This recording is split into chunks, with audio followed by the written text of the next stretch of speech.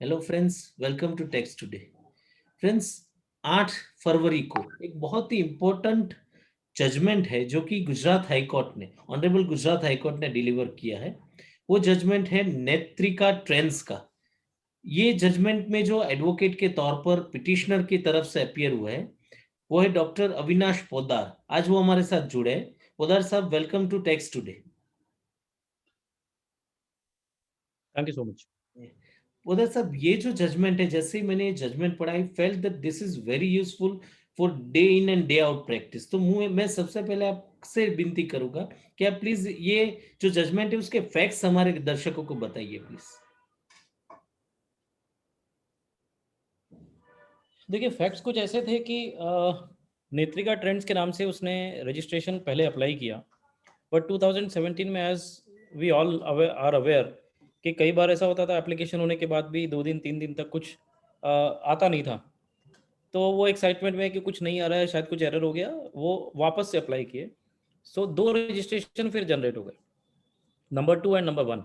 Number 2 generate हुआ, उन्होंने दोबारा एप्लीकेशन किया उसके बाद, and he started using it. उन्होंने वो नंबर को यूज़ करना चालू कर दिया। नंबर 1 का अलॉटमेंट हो गया, वो उनको मालूम ही नहीं था। Till the last moment he was not aware, plus login वगैरह कुछ भी नहीं उनके पास था। अनफॉर्चुनेटली क्या हुआ कि जब उनको मालूम पड़ा कि नंबर 1 भी अलॉटेड है, so the client instructed his consultant कि आप नंबर 1 जो आपका है यूज़ नहीं हो रहा है, उसको कैंसिल कर दीजिए, और जो नंबर 2 है will continue with that because we are working on that number only. Unfortunately number 2 cancel हो गया, जबकि नंबर 1 को कैंसिल करना चाहिए था। So that was the inadvertent mistake which can happen with anyone. मेरे हिसाब से मेरे से भी हो सकती है, आपसे भी हो सकती है, किसी से भी हो सकती है। तो वो एक्साइटमेंट में या जल्दबाजी में, what ever may be the reason. अब लॉ में क्या है, कोई प्रोविज़न नहीं है restoration of such kind of cancellation which is done voluntarily. Law में कैंसिलेशन दो तरीके से बताया गया, या तो ऑफिसर खुद कर देगा। ऑफिसर खुद कर देगा तो सेक्शन 30 आपके रेस्क्यू में, आप जा सकते हैं रिवोकेशन ऑफ कैंसिलेशन के लिए। बट अगर आपने खुद ने एप्लीकेशन किया और फिर कैंसिलेशन हुआ, in that case there is no rescue, आपका रजिस्ट्रेशन गया। So in absence of any provision, जो ऑनलाइन पोर्टल था वो भी अलाउ नहीं करता था रिवोकेशन का एप्लीकेशन फाइल करने के लिए, बट फिर भी पिटिशनर ने मैनुअली एप्लीकेशन फाइल किया। He filed a manual application for restoration of the number. Obviously वो मैनुअल एप्लीकेशन था, तो वो सुनने वाले नहीं थे या उस पर कुछ होने वाला नहीं था। Then he filed an appeal also. अब इसमें एक बहुत इंपॉर्टेंट फैक्ट ये था कि उसका रजिस्ट्रेशन शायद अगस्त 2018 में कैंसिल हुआ, और उसको रिटर्न मार्च 2019 तक फाइल करने के लिए करने दिया जा रहा था। सो आज अगर मेरा रजिस्ट्रेशन जो नंबर पे मैं काम कर रहा हूँ कैंसिल्ड है, और उसके बावजूद मैं रिटर्न्स उसमें भर पा रहा हूँ, तो how would I know that my registration has been cancelled. March 19 के बाद उसका ई वे बिल बनने में प्रॉब्लम आया। Then he came to know that his registration is cancelled by the by mistake. तब तक उसको ना 1 का पता था ना 2 का पता था, कुछ नहीं। उसको केवल इतना पता था 1 रजिस्ट्रेशन हो गया था, जिसको कैंसिलेशन उन्होंने एप्लीकेशन किया था अगस्त में, और वो कैंसिल हो गया। दे वर नॉट श्योर कि 1 या 2। तो मार्च 2019 में they came to know that registration number 2 has been cancelled. March 19 या March 18, I am not sure about the dates. Then they approach the appellate authority, but जब तक उनको ये पता चला तब तक अपील के लिए काफ़ी लेट हो गया था, बिकॉज ऑर्डर था वो रेट्रोस्पेक्टिव था, बैक डेट से था। सो विद इन सर्टिकुलर सर्टन स्टिपुलेटेड टाइम उसको एप्लीकेशन करना चाहिए था। तो अपील भी वो फर्स्ट अपीलेट अथॉरिटी पे गए, तो वो कंडोनेशन के बाद के पीरियड में उन्होंने किया, तो वो भी रिजेक्ट हो गई। It was dismissed. ट्राइब्यूनल है नहीं, so there was no recourse but to go to the high court. So therefore we approach the high court, and high court में जाके हमने ये जब फैक्ट्स को प्रोड्यूस किया, so even high court said कि then when there is no provision in law, how can we help you. So basically ये facts थे। Thank you sir. ये जैसे आपने ये रेट पिटीशन फाइल किया, was the approach of the department respondent की ओर से? जैसे हमने देखा कि रिस्पोंडेंट में there were some CGST SGST authorities and there was also GSTN. कैसा रहा उनका अप्रोच इस करेक्ट। मैटर को डील करने में sir? To be very honest, the approach was very positive. That is from very day good. one itself, the SGST, because जो registration cancel किया था वो SGST ने किया था. Okay. So they were very positive. They said they will take instructions, और instruction लेके जो भी best होगा they were ready to resolve it. Sir इसके बाद जो जजमेंट डिलीवर हुआ उसके बारे में अगर आप क्रक्स हमारे दर्शकों को बता सके.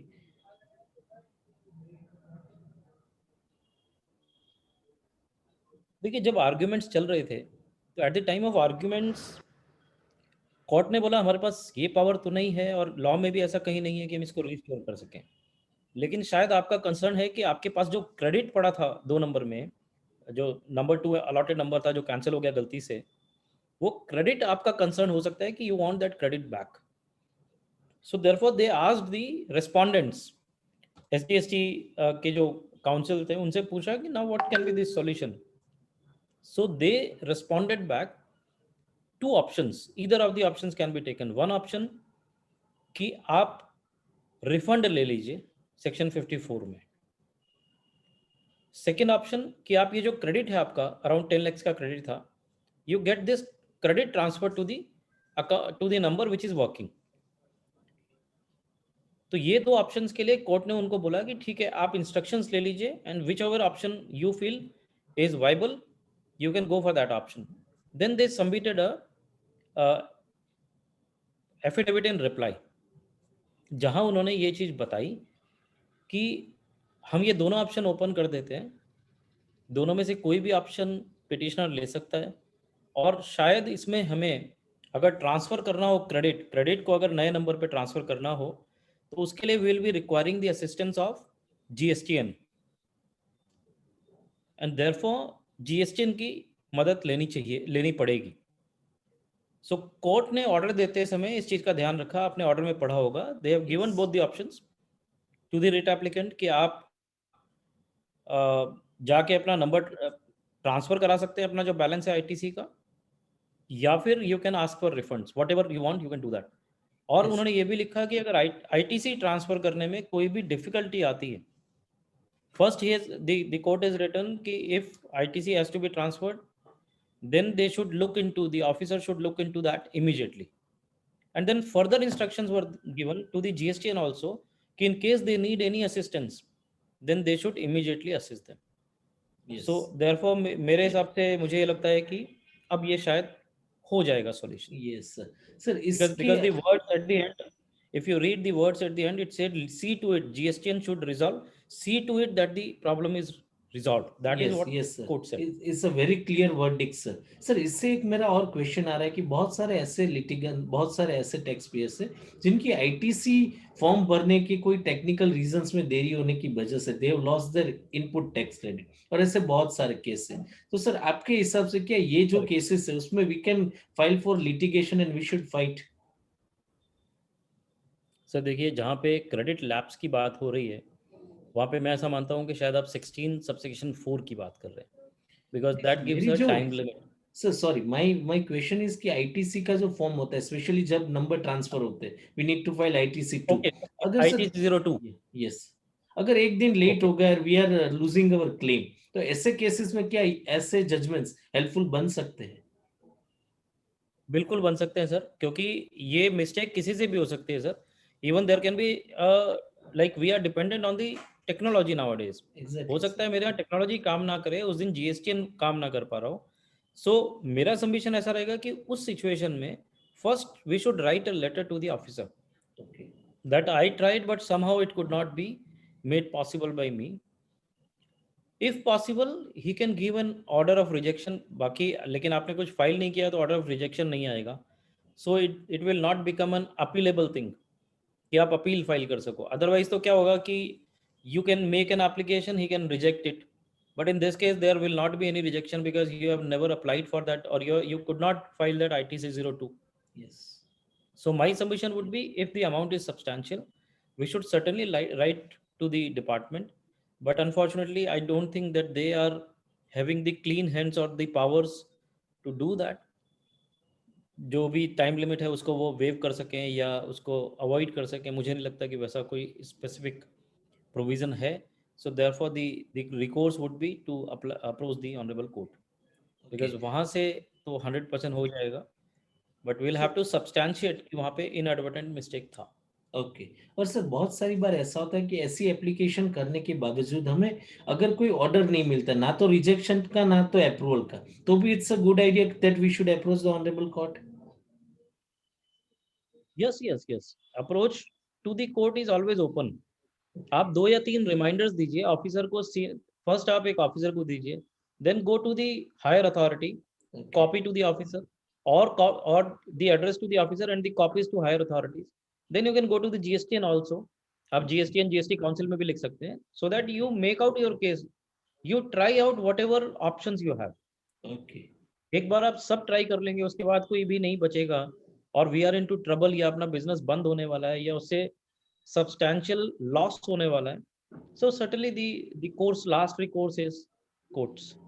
We'll have okay. to approach the court. And sir अगर ऐसे केसेस में जहाँ technically we are not eligible कि हमारी क्रेडिट ट्रांसफर नहीं हो रही है, तब ये रिफंड का ऑप्शन भी एक मिल सकता है, भले ही थोड़ी प्रोसीजर होने के बाद मिले, by the interference of court मिले, पर ये चांसेस को हमें इग्नोर नहीं करना चाहिए। आपका Yes, yes, इसमें yes that exact option is given in this order, but to be very honest, अगर मैं सेक्शन 54 पढ़ता हूँ, एग्जैक्ट हाँ। मुझे वो कहीं ऑप्शन दिखता नहीं है कि आप रिफंड लीगली कहीं क्लेम कर सकते हैं. हाँ, अगर हार्डकोर हाई कोर्ट ये बोलता that the officer is directed to give refund, then in that case the order would be in favor of getting refund. But उन्होंने बोला कि in accordance with law section 54, I don't think there is any provision for getting refund of such kind of credits. So let's वो see how risk हो जाएगा the बहुत बड़ा. Yes जैसे practice कैसे आगे Yes, जाके देखते because that would be a हाँ, correct, correct. हैं। Thank you very much sir for joining us. Sir आपके ऐसे जजमेंट्स आते ही रहते हैं और Thank वी ऑलवेज ट्राई कि हमारे दर्शकों तक, हमारे रीडर्स तक हम ये आपके जजमेंट पहुंचाएं। Thank you on behalf of text today कि आपने हमारे साथ जुड़कर हमारे दर्शकों को इस जजमेंट के बारे में आपने information the. Thank you very much दर्शकों कि आप हमारे वीडियोस देखते रहते हैं और हमें सपोर्ट करते रहते। Thank you very much. Thank you sir. you so much.